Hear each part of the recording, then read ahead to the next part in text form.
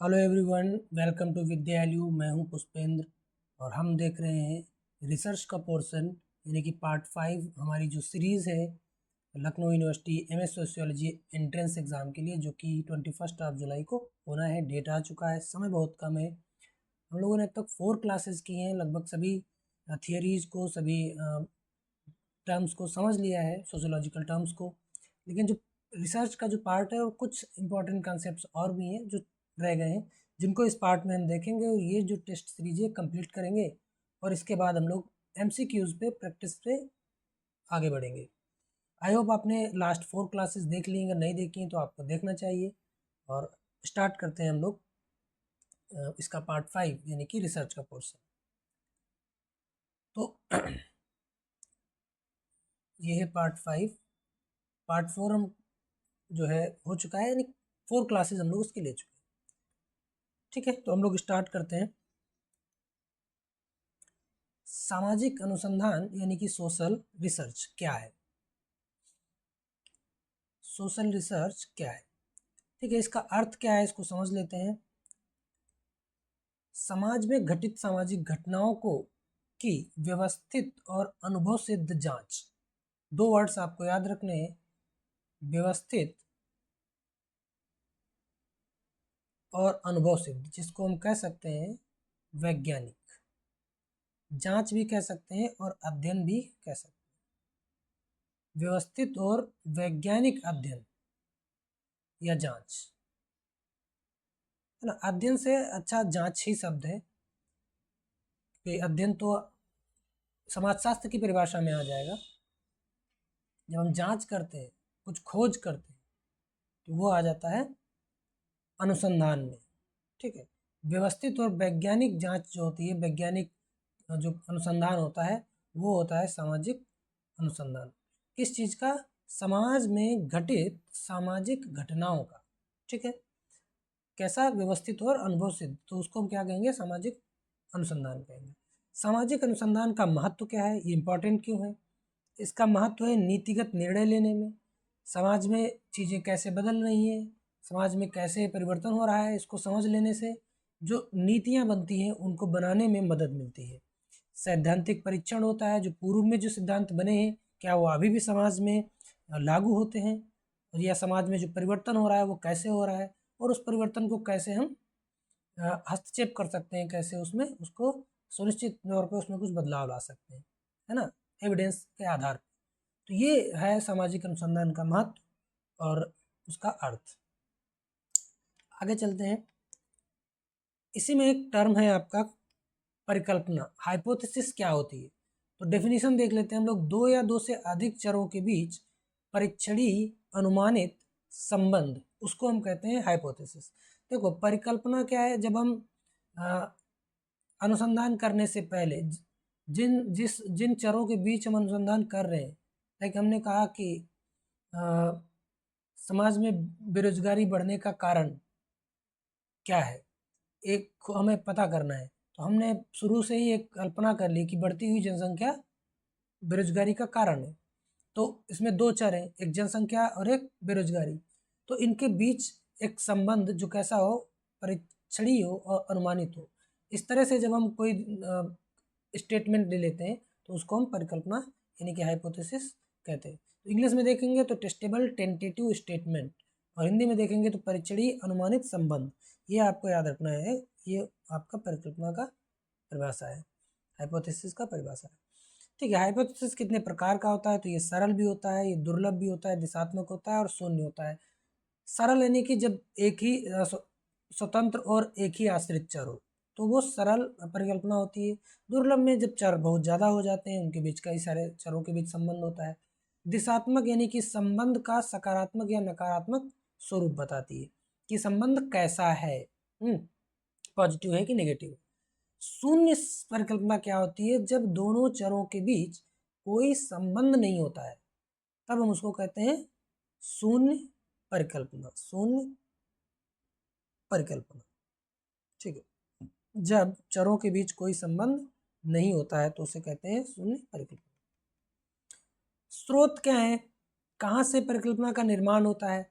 तो सैद्धांतिक मौजूदा सिद्धांतों या साहित्य से हम परिकल्पना का निर्माण कर लेते हैं। हमने जो सिद्धांत पढ़े या जो साहित्य पढ़ा उसके आधार पे हम हाइपोथेसिस बना लेते हैं, परिकल्पना बना लेते हैं। अनुभवात्मक होती है, हमारे साथ में कुछ घटनाएं घटित हुई हैं पहले से अगर, या फिर पायलट स्टडी हमने पहले से कुछ छोटा मोटा स्टडी किया है तो उसके आधार पे भी हाइपोथेसिस हम बना सकते हैं, परिकल्पना बना सकते हैं।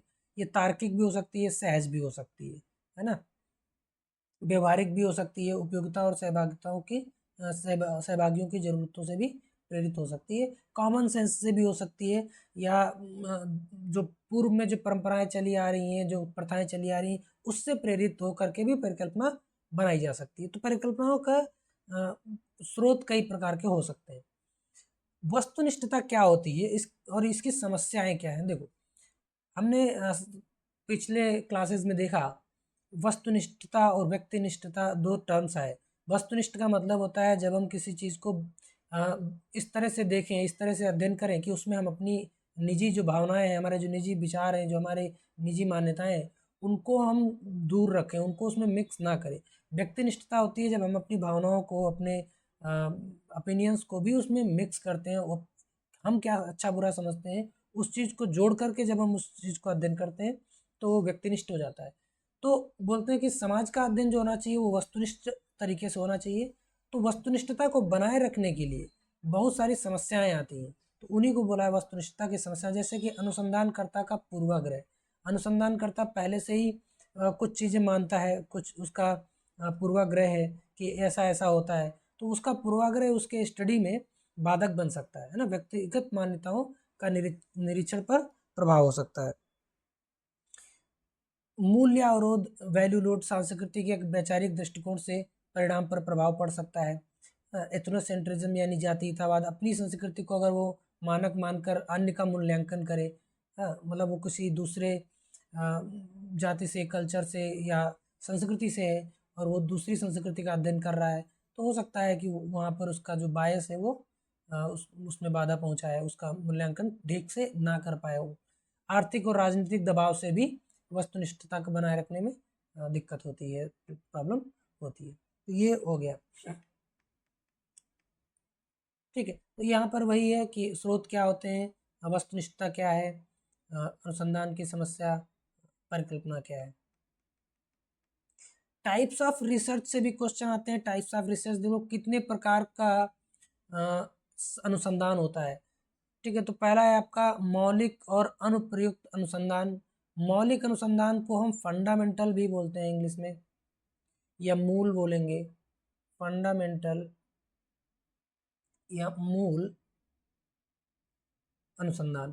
देखो, जब सिद्धांत निर्माण के लिए या ज्ञानवर्धन के लिए कोई अनुसंधान किया जाता है कि ज्ञान के क्षेत्र में विकास हो या नए सिद्धांत बने, सामाजिक नियमों की खोज हो, तो उसके लिए जब कोई अनुसंधान किया जाता है तो उसको फंडामेंटल यानी कि मौलिक या मूल अनुसंधान कहते हैं। जैसे समाज में धर्म का उद्भव कैसे हुआ, है ना, इस तरह के अनुसंधान जब होते हैं तो उसको हम फंडामेंटल या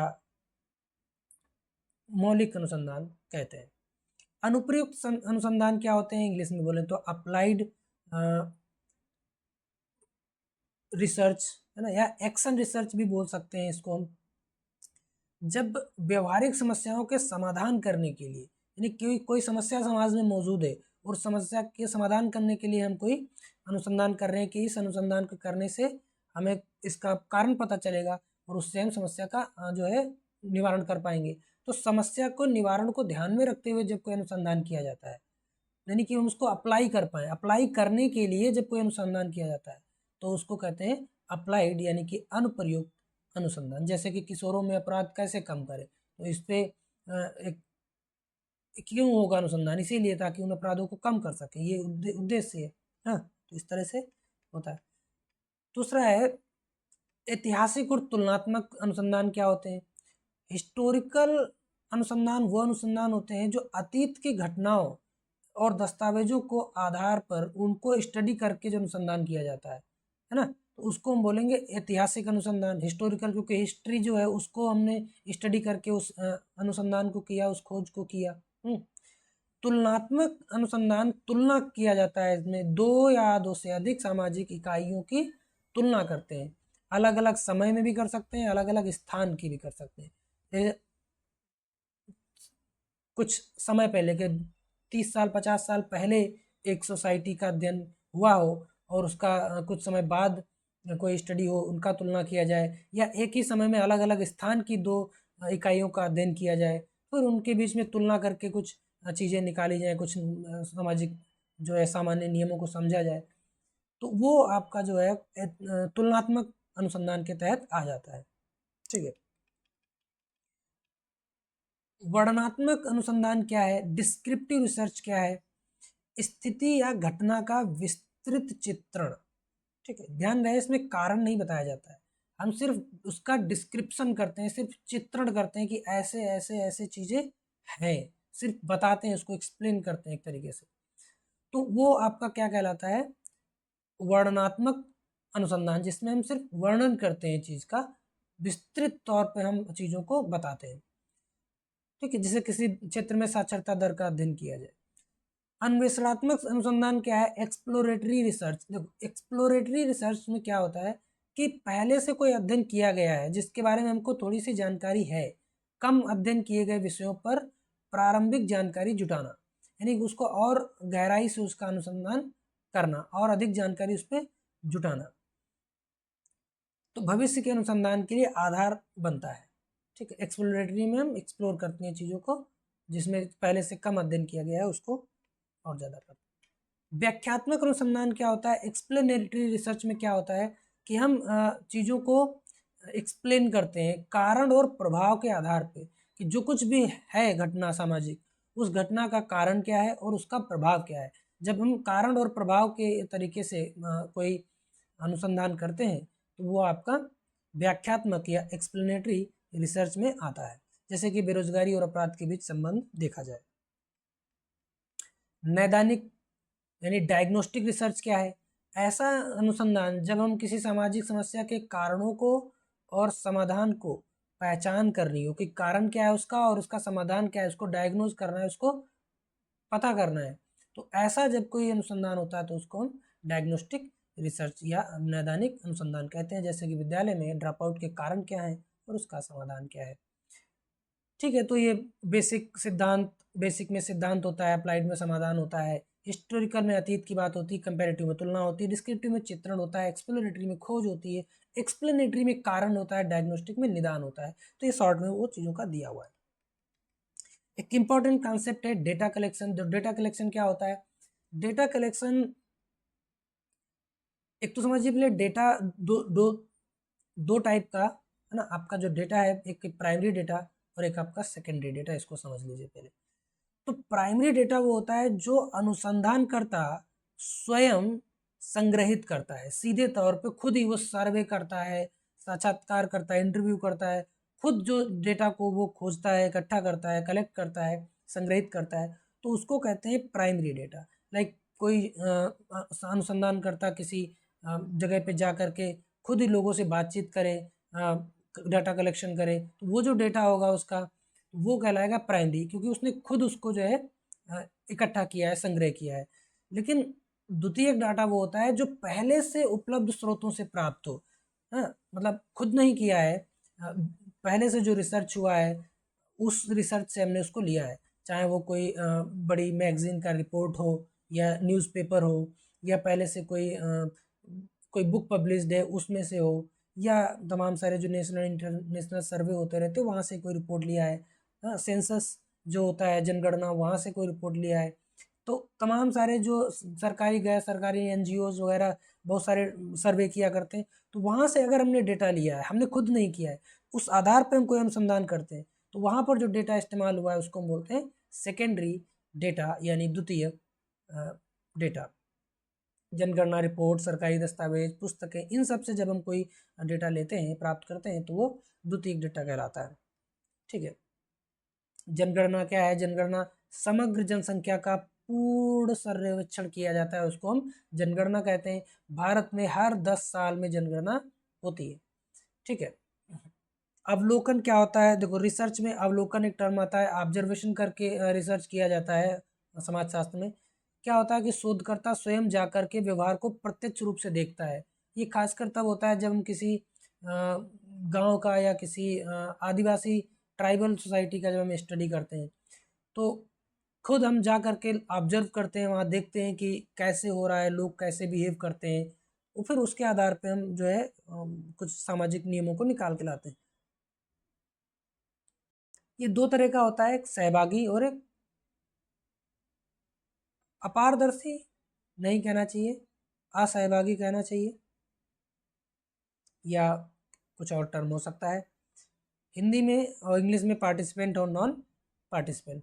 सहभागी में क्या होता है, जिस समूह का हम अध्ययन करने गए हैं उस समूह का एक सदस्य बन जाते हैं, समूह का एक सदस्य बन जाते हैं, तब हम उसका अध्ययन करते हैं। ठीक है, इसमें नॉन पार्टिसिपेंट में समूह से बाहर रहते हुए, समूह से बाहर रहते हुए ऑब्जर्व करते हैं, है ना, नज़र रखते हैं, अध्ययन करते हैं, समूह से बाहर रहते हुए अध्ययन करते हैं। ठीक है,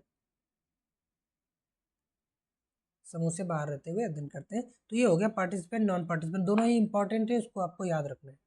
केस स्टडी क्या होता है, जब किसी पर्टिकुलर व्यक्ति का अध्ययन करना हो, या किसी पर्टिकुलर किसी विशेष संस्था का या किसी समूह का जब हम अध्ययन करते हैं किसी एक, तो उसको हम कहते हैं कि वो केस स्टडी है। हमने एक पर्टिकुलर केस लिया हुआ है, एक पर्टिकुलर गांव, एक पर्टिकुलर संस्था, कोई संगठन, या एक कोई पर्टिकुलर व्यक्ति पे हम जब अध्ययन करते हैं तो वो होता है केस स्टडी।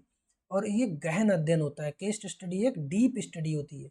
उद्देश्य क्या है कि समाजशास्त्रीय गहराई और जटिलता को समझना।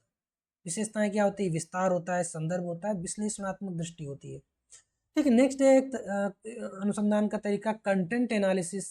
क्या होता है कंटेंट एनालिसिस, देखो दस्तावेजों, भाषणों, मीडिया ग्रंथों, ये मीडिया या ग्रंथों के अंदर छिपे भाव को जब हम समझना होता है तब हम कंटेंट एनालिसिस का इस्तेमाल करते हैं। इसमें हम करते क्या है, विषय वस्तु की आवृत्ति, प्रवृत्ति और वैचारिक ढांचे को हम समझते हैं।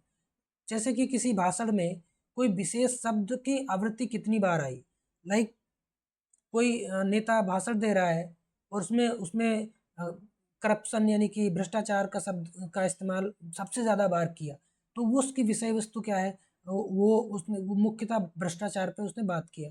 तो अखबारों में तमाम दस्तावेजों में हम इस तरह से जब स्टडी करते हैं, विषय वस्तु की आवृत्ति को देख के कि क्या कितनी बार उन्होंने इस्तेमाल किया है, तो उस तरह का जो स्टडी कहलाता है वो आपका कंटेंट एनालिसिस होता है। मतलब जो लिखा हुआ कंटेंट है या जो बोला हुआ कंटेंट है उसको एनालाइज करते हैं, और उस एनालिसिस से हम जब कुछ सामान्य नियम निकाल के लाते हैं कि कैसे चीज़ें हो रही हैं, तो वो आपका कंटेंट एनालिसिस कहलाता है।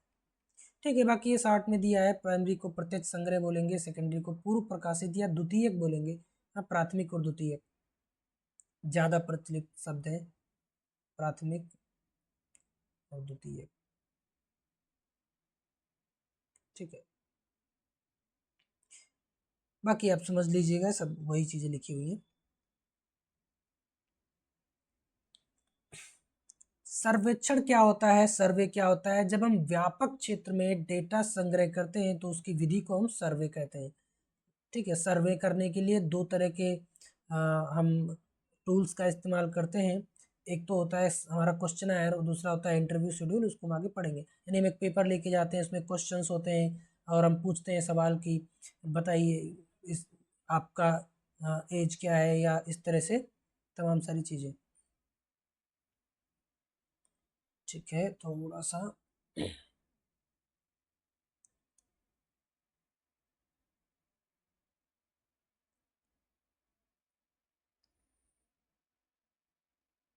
हाँ, ठीक है,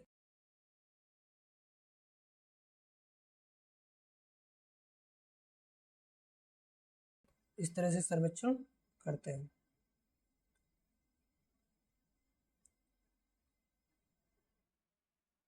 हाँ, ठीक है, ठीक है, तो ये था सर्वेक्षण।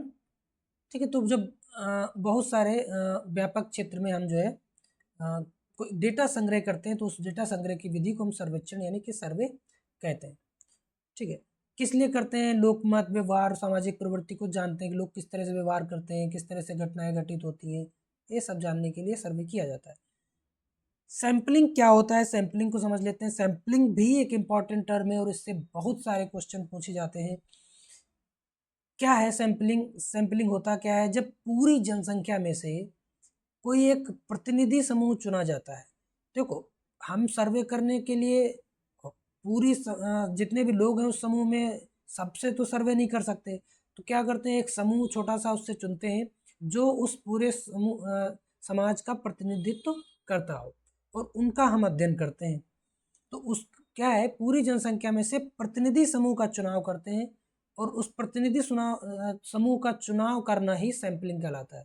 यानी कि हम कैसे सैंपल लेंगे कि उस पूरे समूह में से पूरे समाज का किन लोगों को हम चुनेंगे सर्वे के लिए, तो वो चुनने का जो प्रोसेस है वही है सैंपलिंग। कितने तरीके से हम ये करते हैं? प्रोबेबिलिटी सैंपलिंग और नॉन प्रोबेबिलिटी सैंपलिंग, दो तरह का सैंपलिंग होता है। प्रोबेबिलिटी सैंपलिंग में भी दो तरह का है, सिंपल रैंडम प्रोबेबिलिटी सैंपलिंग और stratified probability sampling. Non probability sampling में दो इंपॉर्टेंट हैं, कन्वीनियंस और पर्पजीव। शॉर्ट में समझ लेते हैं। सिंपल रैंडम तो सिंपल ही है कि जैसे हमें 50 लोगों का है, उनका हमें सैंपलिंग करना है, तो 50 लोगों का हमने खड़ा किया और किसी को भी बुला लिया किसी भी टाइम पे रैंडमली, कोई वो नहीं है ना, किसी से भी पूछ लिया ना रैंडमली, तो उसको रैंडम सैंपलिंग मेथड बोलेंगे। दूसरा है स्ट्रेटिफाइड में क्या करते हैं, हम सैंपल लेने से पहले, डेटा कलेक्ट करने से पहले उनको दो पार्ट में या दो से ज़्यादा पार्ट्स में बांट देते हैं, स्तरीकरण कर देते हैं उनका, और फिर उसके बाद हम उनसे डेटा कलेक्शन करते हैं। ठीक है, लाइक हमें डेटा कलेक्शन करना है, हमारा कुछ रिसर्च ऐसा है कि उसमें मेल और फीमेल से डेटा कलेक्शन करना है, तो सबसे पहले होल पॉपुलेशन को हमने मेल फीमेल में बांट दिया, उसके बाद अलग अलग उनसे हमने डेटा लिया। ठीक है, नॉन प्रोबेबिलिटी सैंपलिंग क्या होता है? नॉन प्रोबेबिलिटी सैंपलिंग दो तरह की होती है, कन्वीनियंस और पर्पजीव सैंपलिंग। देखो, नॉन प्रोबेबिलिटी सैंपलिंग में क्या होता है, आपके दो टाइप्स हैं, एक तो है कन्वीनियंस और एक है आपका पर्पजीव। क्या है, दोनों का नाम से ही समझ सकते हैं, दोनों के नाम से ही समझ सकते हैं। पर्पजीव यानी उद्देश्यपूर्ण, कन्वीनियंस यानी सुलभ। सुलभ यानी जो आसानी से किया जा सके, यानी जो हमारी सुविधा के हिसाब से हो, जो हमारे लिए सरल हो, है ना। तो जब हम अपनी सरलता को, अपनी सुविधा को ध्यान में रखते हुए सैंपलिंग मेथड को चुनते हैं, तो वो कन्वीनियंस या सुलभ नॉन प्रोबेबिलिटी सैंपलिंग कहलाता है। नॉन प्रोबेबिलिटी इसलिए क्योंकि उसमें लोगों के चुने जाने की जो संभावना है वो सबके लिए एक जैसी नहीं होती है। ठीक है, जैसे कि हमें एक एक गांव पे स्टडी करना है किसी तरह का, और हमने उसी गांव का स्टडी कर लिया जिस गांव में हम रहते हैं। ठीक है, तो वो इसलिए क्योंकि हम उस गांव में रहते हैं, हमें बाहर जाने की ज़रूरत नहीं पड़ेगी। तो ये किस तरह की सैंपलिंग हुई? ये कन्वीनियंस सैंपलिंग हुई, जो कि एक नॉन प्रोबेबिलिटी सैंपलिंग का टाइप है। उद्देश्यपूर्ण सैंपलिंग क्या होता है कि जब हम अपने उद्देश्य को ध्यान में रखते हुए जो हम सैंपलिंग चुनते हैं, तो वो होता है आपका नॉन प्रोबेबिलिटी सैंपलिंग का पर्पजीव सैंपलिंग। ठीक है, जैसे कि हमें वीमेंस पे कोई स्टडी करना है, तो हमने क्या किया कि हमने अपने सैंपल में मेल्स को लिया ही नहीं, हमने डायरेक्ट वीमेंस को ही सैंपल के रूप में चूज किया। ठीक है, या फिर हमें जिस भी तरह का स्टडी करना है उसमें जो गोल है कि क्या स्टडी करना है, हम उसी के हिसाब से जो है अपना सैंपल को चूज करें, तो वो आपका पर्पजीव या उद्देश्यपूर्ण सैंपलिंग या क्या कहेंगे उसको, सैंपलिंग को हिंदी में शायद दिया हो, हाँ सैंपलिंग को हिंदी में सैंपलिंग दिया है, या इसको लेकिन हिंदी में हम लोग बोलते हैं निदर्शन, इसको हम हिंदी में बोलते हैं निदर्शन, उद्देश्यपूर्ण निदर्शन कहलाएगा। ठीक है, आगे बढ़ लेते हैं हम लोग। साक्षात्कार क्या होता है? साक्षात्कार क्या होता है? डेटा कलेक्शन के लिए, लोगों से डेटा को लेने के लिए एक तरीका है साक्षात्कार। साक्षात्कार में क्या करते हैं, हम प्रत्यक्ष बातचीत करते हैं। कोई ऐसा विशेष वर्ड नहीं है जो आपको नहीं समझ में आता है, जैसे कि मीडिया में हम जानते हैं इंटरव्यू लिए जाते हैं या हम खुद जो है जब कई बार इंटरव्यू देते हैं, जॉब के लिए जाते हैं, तो वो क्वेश्चन करते हैं, हमें उन क्वेश्चंस का जवाब देना पड़ता है। तो समाज में जब हम अनुसंधान करते हैं, रिसर्च करते हैं, तो हम लोगों के पास जाते हैं, अपना सैंपल के पास जाते हैं, लोगों के पास जाते हैं और सवाल करते हैं, और उस सवाल के आधार पर डेटा, उनके जवाबों के आधार पर डेटा जो है वो कलेक्ट करते हैं, संग्रह करते हैं। तो ये जो है उसी को हम कहते हैं साक्षात्कार या इंटरव्यू मेथड। सीधी बातचीत होती है इसमें, प्रत्यक्ष रूप से हम आमने सामने बैठते हैं और बातचीत करते हैं। साक्षात्कार 3 तरह का होता है: संरचित, अर्ध संरचित और गैर संरचित। संरचित का मतलब होता है हमारे जो सवाल हैं वो फिक्स होते हैं, हम एक पहले से ही सवालों को तय कर लेते हैं, उन्हीं सवालों को हम इंटरव्यूअर से यानी कि पार्टिसिपेंट से करते हैं और वो उन सवालों के जवाब देता है। बहुत ही मतलब अलग से कोई बात नहीं, हम जो प्रश्न पूछेंगे वो उसी का जवाब देगा। अर्ध संरचित में क्या होता है कि हम उसको दिशा देते हैं कि उसको किस बात पे बोलना है, हम डायरेक्ट उसके सामने सवाल नहीं रखते हैं और उसको बोलने देते हैं। जब वो अधिक बोलने लगता है तो हम बीच बीच में उसको जो है कुछ बातें बताते जाते हैं, जिससे हमें हमारा जो प्रश्न है, हमारा जो डेटा कलेक्शन है, जिस तरह का डेटा हमें चाहिए, जो जानकारी हमें चाहिए, उससे रिलेटेड ही बातें वो बोले। ठीक है, जब ऐसा होता है तो वो अर्ध संरचित होता है। ठीक है, इसमें क्या होता है, प्रश्न जो है वो सुनिश्चित होते हैं, प्रश्न जो है वो सुनिश्चित होते हैं। ठीक है, अर्ध संरचित में क्या होता है, प्रश्न संरचित होते हैं लेकिन जो उत्तरदाता होता है, उत्तरदाता को थोड़ा स्वतंत्र छोड़ा जाता है, थोड़ा स्वतंत्र छोड़ा जाता है कि वो अपने हिसाब से बातों को बताए। गैर संरचित में हम उत्तरदाता को पूरी तरह से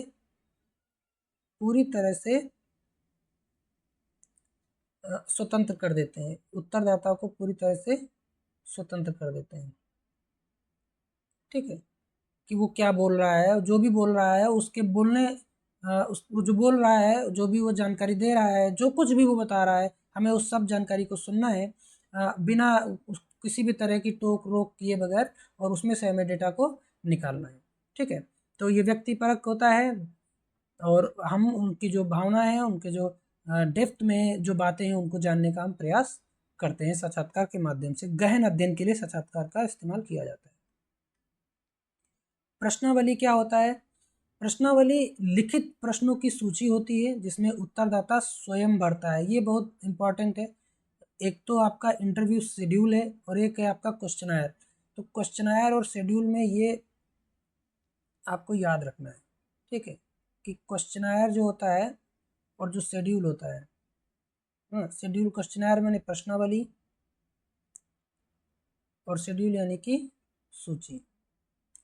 तो जो प्रश्नावली है उसको उत्तरदाता स्वयं भरता है, उत्तरदाता स्वयं भरता है। लेकिन सूची को क्या होता है, खोजकर्ता या अनुसंधानकर्ता भरता है, अनुसंधानकर्ता भरता है। भरता है मतलब लिखता है, प्रश्नों के जवाब को लिखता है, पूछता है उत्तरदाता से, उत्तरदाता जो जवाब देता है उसको वो फिल करता है। ठीक है, ये कब हम इस्तेमाल करते हैं, जब जब लोग शिक्षित होते हैं, लोग यानी कि पार्टिसिपेंट्स, इसमें लोग शिक्षित होते हैं, साक्षर होते हैं, है ना, यानी उन्हें लिखना पढ़ना आता है, शिक्षित और साक्षर होते हैं। शेड्यूल का हम प्रयोग कब करते हैं, जब लोग साक्षर नहीं होते हैं, यानी कि पार्टिसिपेंट जो साक्षर नहीं होते, जब उन्हें लिखना नहीं आता, ठीक है, अशिक्षित होते हैं, तब हम जो है शेड्यूल का प्रयोग करते हैं। ठीक है, ये दोनों बातें इसमें समझ लेना जरूरी है। प्रश्नावली जैसी संरचना पर इसे शोधकर्ता पूछता है और उत्तर भरता है। प्रश्नावली जैसी संरचना होती है किसकी, शेड्यूल की, पर इसे शोधकर्ता पूछता है और उत्तर भरता है, शोधकर्ता खुद भरता है, यानी कि अनुसंधानकर्ता खुद भरता है। इसमें क्या है, ये इसमें प्रश्न जो होते हैं वो बंद भी होते हैं और ओपन एंडेड भी होते हैं, यानी कि कुछ प्रश्न होते हैं जिसके ऑप्शन होते हैं कि 2 ऑप्शन 4 ऑप्शन है, इसमें से चूज करना है। खुले होते हैं यानी कि उसमें वो सब्जेक्टिव आंसर होता है, उसको लिखा जा सकता है उसमें। ठीक है, और एक साथ कई लोगों के डेटा इसमें हम कलेक्ट कर सकते हैं, ये इसका लाभ है। ठीक है, शेड्यूल में क्या है, इसमें इसका प्रयोग कब है कि जब उत्तरदाता पढ़ नहीं सकता है, तब हम जो है शेड्यूल का प्रयोग करते हैं, क्योंकि इसको जो है जो हमारा अनुसंधान करता है वो स्वयं भरता है। ठीक है, तो ये हो गया। आगे देखते हैं, वही बातें लिखी हुई हैं। सर्वे मतलब क्षेत्रीय डेटा संग्रह, सैम्पलिंग यानी प्रतिनिधि चयन, इंटरव्यू यानी प्रत्यक्ष वार्ता, क्वेश्चनर यानी कि स्वयं उत्तरदाता स्वयं भरता है क्वेश्चनर को, और इंटरव्यू शेड्यूल को शोधकर्ता द्वारा भरा जाता है। ठीक है, रिपोर्ट राइटिंग क्या होता है? रिपोर्ट राइटिंग जब अनुसंधान या अध्ययन हो जाता है तो उसके जो परिणाम होते हैं उनको व्यवस्थित रूप से प्रस्तुत करने की जो प्रक्रिया है इसको हम कहते हैं रिपोर्ट राइटिंग। यानी कि जो स्टडी हुआ, जो अनुसंधान हुआ, जो रिसर्च हुआ, उस रिसर्च से क्या निकल करके आया, कि समाज में जो कुछ तुमने उस अनुसंधान या अध्ययन से पता किया वो क्या है, उसको व्यवस्थित तौर पे प्रस्तुत करने की जो प्रक्रिया है उसी को हम रिपोर्ट राइटिंग कहते हैं। रिपोर्ट राइटिंग का उद्देश्य क्या है? निष्कर्षों को साझा करना, नीति को सुझाव देना और सामाजिक समस्याओं को समझने में सहायता देना। रिपोर्ट लिखने की मुख्य संरचना क्या होती है? सबसे पहले हम इंट्रोडक्शन लिखते हैं, यानी कि प्रस्तावना लिखते हैं। प्रस्तावना में विषय, उद्देश्य और समस्या का स्वरूप ये सब डिस्कस करते हैं। उसके बाद रिव्यू ऑफ लिटरेचर लिखा जाता है, यानी कि संबंधित पूर्व शोधों का सारांश। ठीक है, उसके बाद विधि के बारे में, मेथोडोलॉजी के बारे में लिखते हैं कि डेटा संग्रह के किस तरह से किया, नमूना किस तरह लिया, क्या क्या उपकरण उसमें प्रयोग किए। फिर डेटा का एनालिसिस होता है। उसके बाद फाइंडिंग्स लिखी जाती है, निष्कर्ष लिखा जाता है और फिर सुझाव लिखे जाते हैं। ये पूरा जो क्रम है, ये क्रम आपको याद रखना है। इस क्रम पे प्रश्न बनते हैं कि किसके बाद क्या आता है। ठीक है, अपेंडिक्स क्या होता है? अपेंडिसेस या अपेंडिक्स का जो पार्ट होता है, परिशिष्ट का जो पार्ट होता है, हम देखते हैं किताबों में सबसे पीछे दिया होता है। इसमें जो भी अध्ययन होता है उसमें सबसे लास्ट में जो प्रश्नावली प्रयोग की है, या जो डेटा टेबल अगर आपने बनाए हैं, या उसमें कोई चार्ट आपने इस्तेमाल किए हैं, तो उन सब चीज़ों को लास्ट में दे दिया जाता है। चैप्टर के लास्ट में निष्कर्ष के बाद में ये सब दिया जाता है। ठीक है, रिपोर्ट लिखने के गुण क्या है? रिपोर्ट सुसंगठित होनी चाहिए, वस्तुनिष्ठ होनी चाहिए, स्पष्ट होनी चाहिए, संक्षिप्त होनी चाहिए और सत्यनिष्ठ होनी चाहिए। ठीक है, रिपोर्ट क्या है? शोध निष्कर्षों की लिखित प्रस्तुति को रिपोर्ट कहते हैं। सेक्शन से ये कि क्या क्या पार्ट होते हैं। गुड रिपोर्ट कैसी होती है, ये बात यहाँ पे आ गई है। ठीक है, इस पे भी प्रश्न बनते हैं। ठीक है, ग्रामीण, अच्छा इसके बाद कुछ और चीज़ें हैं जो लखनऊ यूनिवर्सिटी के एग्जाम्स में ग्रामीण समाज से की जो विशिष्टताएं होती हैं उससे कई सवाल पूछे जाते हैं। ठीक है, तो इस पे बहुत ध्यान देना है। ग्रामीण समाज की विशेषताएं, ग्राम समुदाय की जो संस्थाएं हैं वो कैसी होती हैं, विशेषताएं क्या हैं? देखो, प्राकृतिक परिवेश पे निर्भरता। देखो, गांव, भारत का जो ग्रामीण समुदाय है वो कृषि पे निर्भर होता है। ठीक है, भूमि से जुड़ी हुई उनकी जीवन शैली होती है। सामूहिकता और पारंपरिकता होती है, परंपरागत मूल्यों को मानते हैं, उस पे जीवन को संचालित करते हैं। जाति आधारित होता है, कार्य और सम्मान जो है वो जाति से निर्धारित होता है। सामाजिक नियंत्रण के असंवैधानिक साधन होते हैं, जैसे पंचायत है या लोक मान्यता है। धीमी सामाजिक गति और सीमित गतिशीलता होती है, लोगों में इतना बदलाव नहीं आता है, खास ग्रामीण समुदाय की बात की जा रही है। ठीक है, परंपरा के कारण सांस्कृतिक एकरूपता होती है, भाषा, मान्यता और आस्था में समानता होती है।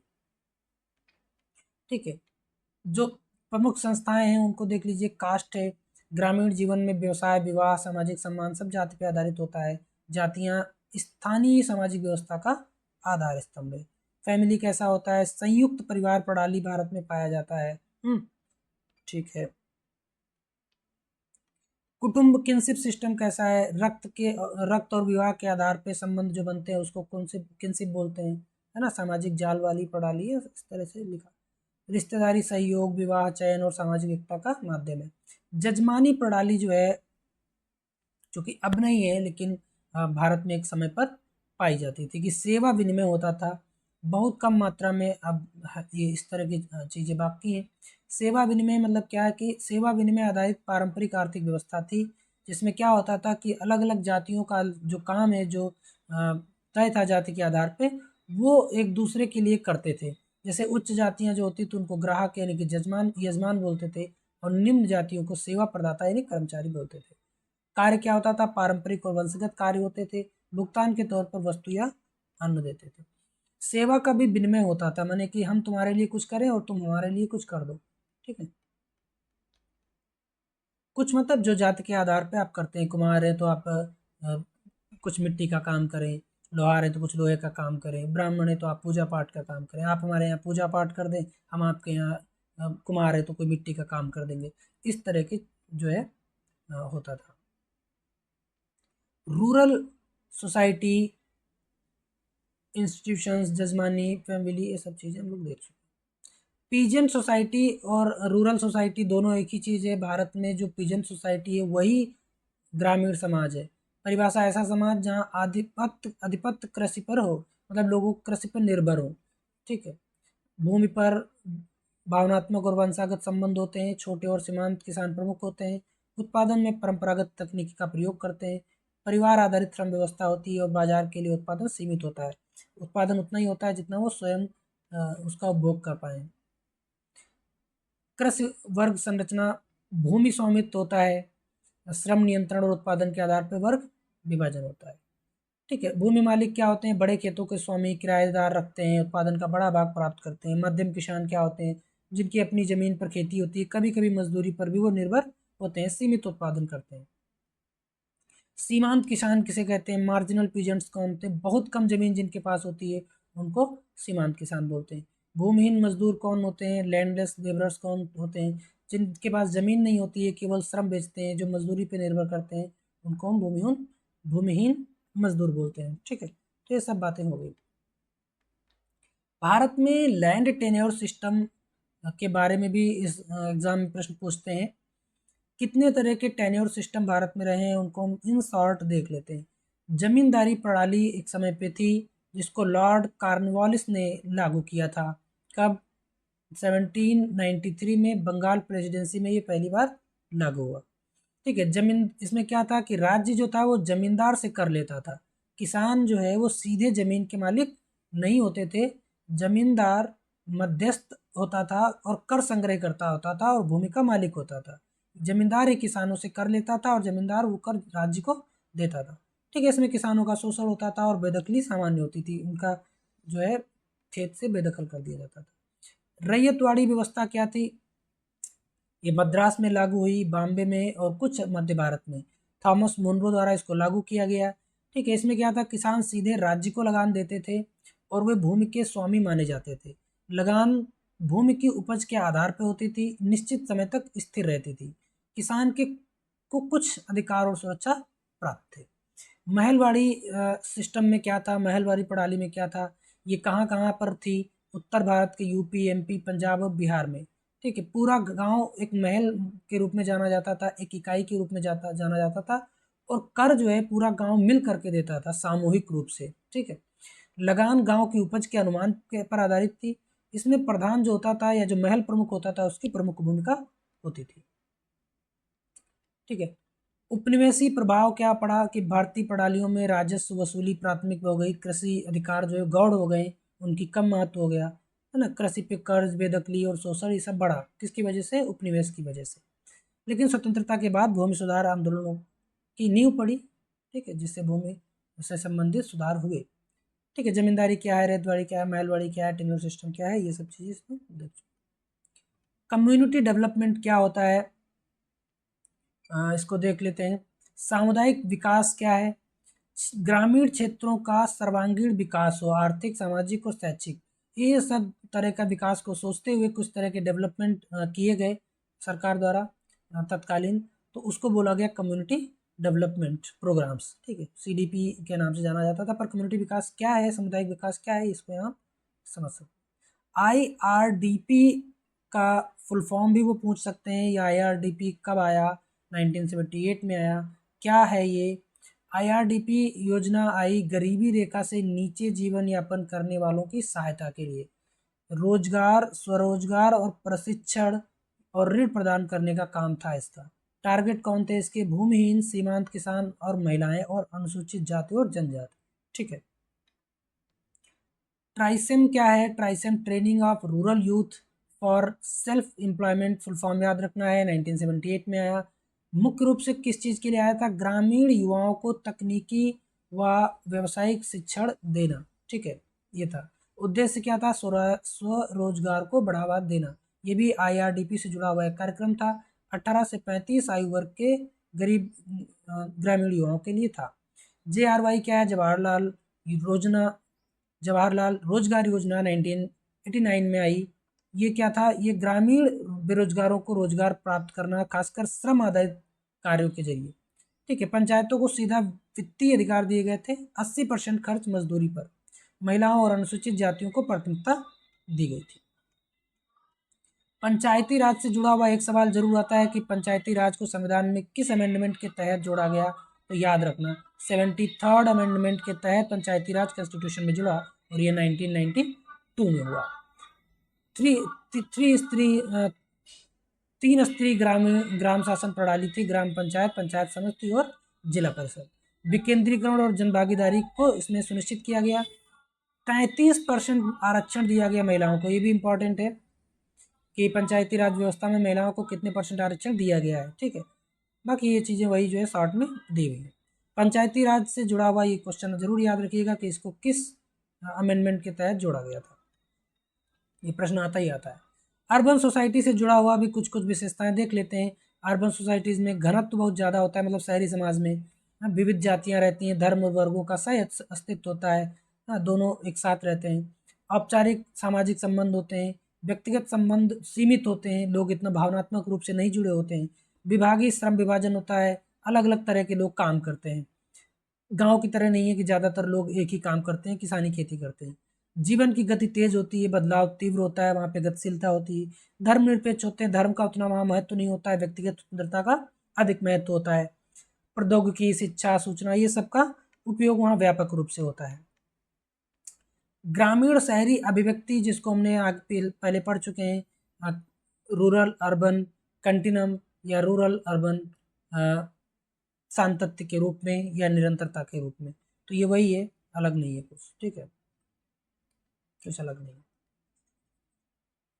ग्रामीण शहरी निरंतरता या सातत्य। ठीक है, दोनों क्षेत्रों के बीच आर्थिक, सामाजिक, सांस्कृतिक संबंधों की प्रक्रिया। शहर से बाजार, नौकरी, शिक्षा के केंद्र हैं। गांव जो है कच्चे माल का, श्रम का, संस्कृति का केंद्र है। माइग्रेशन, व्यापार और संचार की वजह से ये अभिव्यक्ति तेज होती है या ये निरंतरता अधिक बनी रहती है। ठीक है। कंटिन्यूम वही चीज़ है, ग्रामीण शहरी सीमाएं धुंधली हो जाती हैं, दोनों आपस में एक दूसरे पर निर्भर होते हैं। अर्बन सोशियोलॉजी क्या है? देखो, टाउन, सिटी और महानगर के बारे में भी कुछ प्रश्न आते हैं। जैसे कस्बा क्या होता है? कस्बे की जनसंख्या सीमित होती है और ये अर्ध शहरी सुविधाएं होती हैं। यहाँ पर गांव और शहर के बीच का जो पार्ट होता है, जहाँ पर शहर की चीज़ें उपलब्ध होती हैं लेकिन ये गांव से जुड़ा हुआ होता है। गांव और शहर का संक्रमण बिंदु। ठीक है। सिटी शहर क्या होता है? इसकी जनसंख्या होती है ज़्यादा, रोजगार विविध होते हैं, प्रशासनिक और व्यावसायिक केंद्र यहाँ पे होते हैं शहरों में। महानगर क्या होता है? मेट्रोपोलिस क्या होता है? इसकी जनसंख्या बहुत ज़्यादा होती है और बहुकार्यात्मक गतिविधियाँ होती हैं, क्षेत्रीय और अंतर्राष्ट्रीय जुड़ाव होता है, जैसे दिल्ली, मुंबई, कोलकाता। शहरी संरचना के बारे में बात किया है। परिवार शहरों में कैसे होते हैं? न्यूक्लियर फैमिली होती है, जिसको हम नाभिकीय परिवार भी कह सकते हैं। नाभिकीय परिवार या एकल परिवार ठीक है।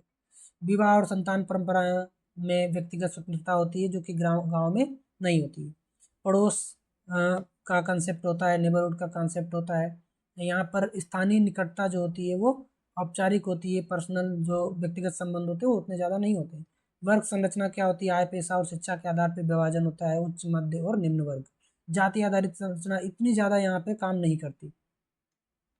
शहर में झुग्गियाँ होती हैं, स्लम्स होते हैं। ठीक है, बाकी ये सारी वही चीज़ें दी हुई हैं। ठीक है। शहरी समाज व्यवस्था क्या होती है? शहरी शासन व्यवस्था क्या होती है? शहरों के प्रशासन व सेवाओं का संचालन, जैसे जल, कचरा, सड़क, ट्रैफिक, इन सब के लिए संस्थाएं होती हैं। नगर निगम, नगर पालिका, नगर परिषद। एक और प्रश्न है कि जो 74वां संविधान संशोधन हुआ उसमें शहरी स्थानीय निकायों को संवैधानिक दर्जा दिया गया था। जैसे पंचायती राज का जो सिस्टम है उसमें शहरों को जोड़ा गया 74वें संविधान संशोधन से, 73वें से गाँव को जोड़ा गया। हाँ, शहरी नियोजन क्या है? अर्बन प्लानिंग क्या है? भौगोलिक, सामाजिक व आर्थिक संरचना को सुव्यवस्थित विकास जो है वही है अर्बन प्लानिंग, अर्बन डेवलपमेंट। ठीक है, तो इतना ही है। ये यहीं पे एंड होता है। आई होप कि इसमें बहुत सारे इंपॉर्टेंट कॉन्सेप्ट जो है क्लियर हो गए हैं। नेक्स्ट जो है हम लोग MCQs लेकर आएंगे इम्पोर्टेंट्स। इस वीडियो के बाद जो कुछ भी कॉन्सेप्ट्स बचे हुए हैं या जो कुछ भी कॉन्सेप्ट छूटे हुए हैं वो सारे कॉन्सेप्ट्स हम MCQ क्वेश्चंस को करते हुए कंप्लीट करेंगे। All the best. एग्ज़ाम आपका जो है 21 जुलाई को है और देखते हैं क्या होता है। आप सभी अच्छा परफॉर्म करें और आई होप कि आप सब मुझे कैंपस में जल्दी दिखाई दें। मिलते हैं नेक्स्ट क्लास में।